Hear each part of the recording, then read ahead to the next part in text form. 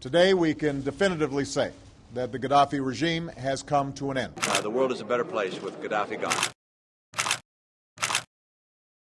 If you have studied African history, then you must have heard of Muammar Gaddafi, the famous Libyan revolutionist and politician. If not, then learn about him from this video.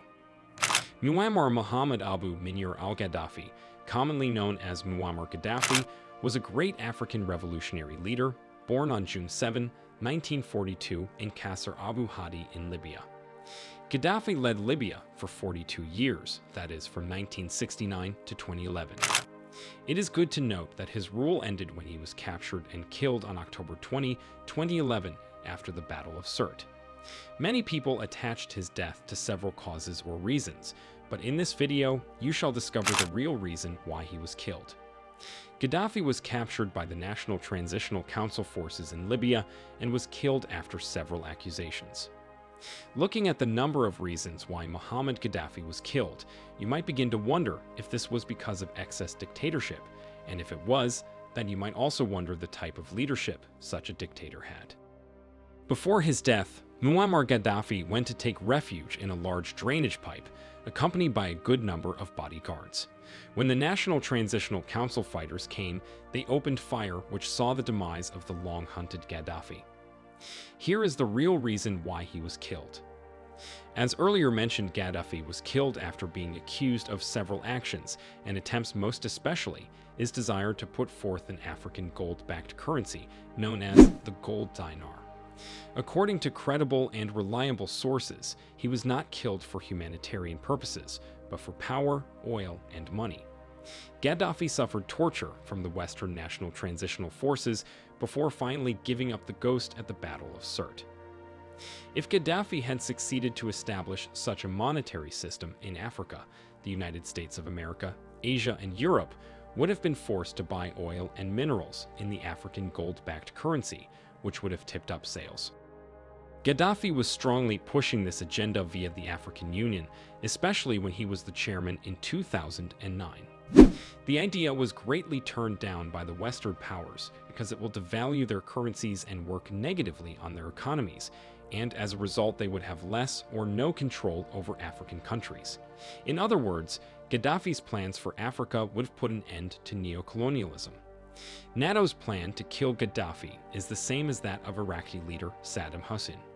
Saddam Hussein was assassinated by the US partly because he chose to sell his country's oil in the euro currency at the expense of the United States dollars. Now the United States was scared and skeptical about the instability the gold dinar will cause to its economy. Hussein's decision to sell oil in the euro was a blow to the United States, worsened by the proclamation that the dollar was the currency of the enemy. All these would have brought back another currency war, which in history was very common, especially in intra-Western and Middle East countries. According to the International Monetary Fund's report, Libya's central bank in 2011 possessed an estimated amount of 144 tons of gold in its vaults. Muhammad Gaddafi's plan was to introduce a gold-backed currency, which he previewed that all African and Muslim nations will adopt.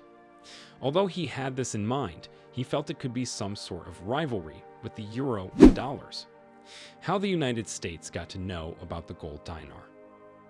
A senior advisor to the United States President, Sidney Blumenthal, indicated to his Secretary General, Hillary Clinton, through an email that Gaddafi's government was holding 143 tons of gold and similar amounts of silver in their bank. In late March 2011, these stocks were taken to the southwest direction of Libya's border with Niger and Chad. More heat was added to the matter when former French President Nicolas Sarkozy, who also had interest in Libya, learned about the gold and silver that the country had. He also therefore embarked on attacking Libya. Some of Sarkozy's plans was to gain a share in Libyan oil production, to increase their French influence in this country and North Africa, to improve his internal political situation in France, to provide the French military with a chance to regain its position in the world, and to address Gaddafi's plans of freeing the so-called Francophone Africa from the parasitic French control. Hillary Clinton, the then United States Secretary of State, after hearing this, sought to prevent creation of such a currency in Africa.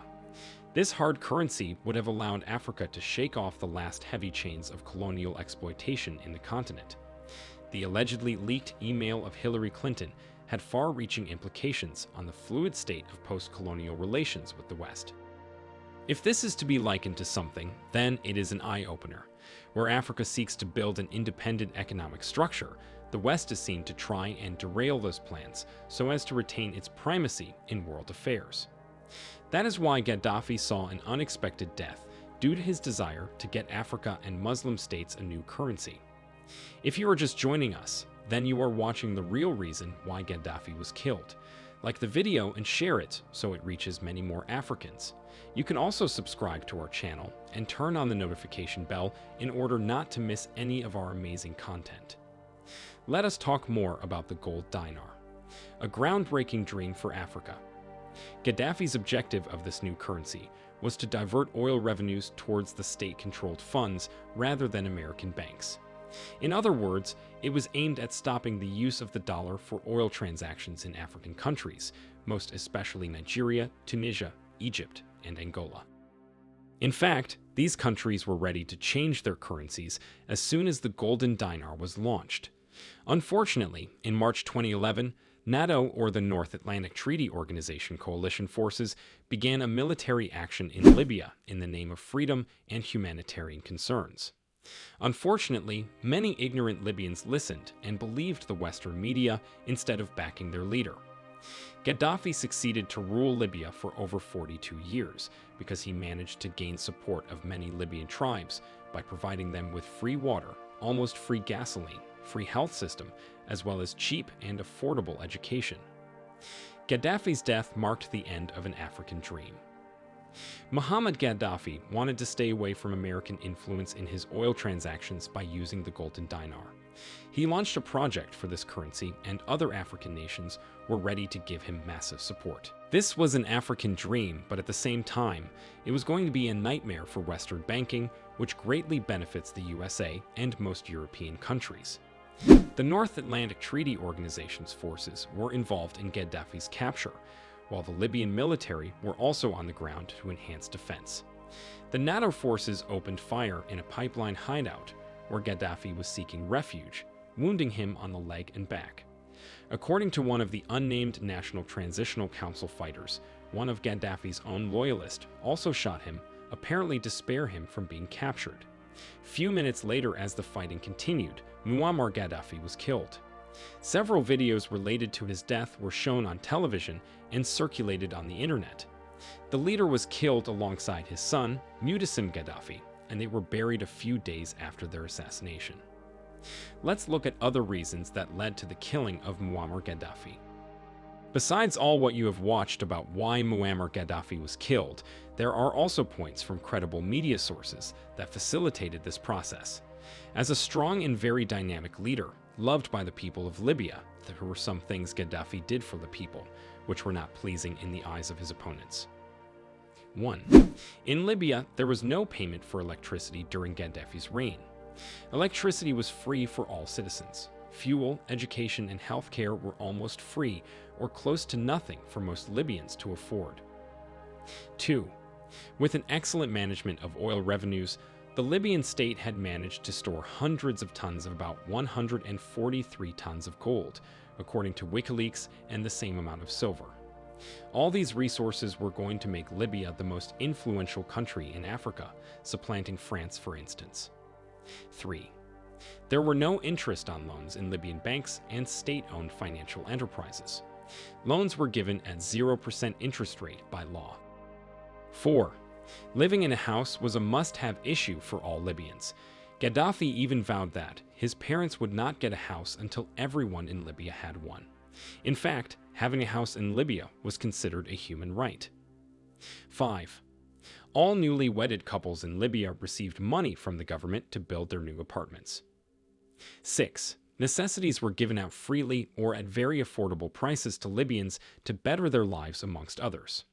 All these were seen as provocative and dictatorial to those who were not in support of Gaddafi's projects, which at the end culminated to some fighting and subsequent killing of the revolutionary leader of Libya.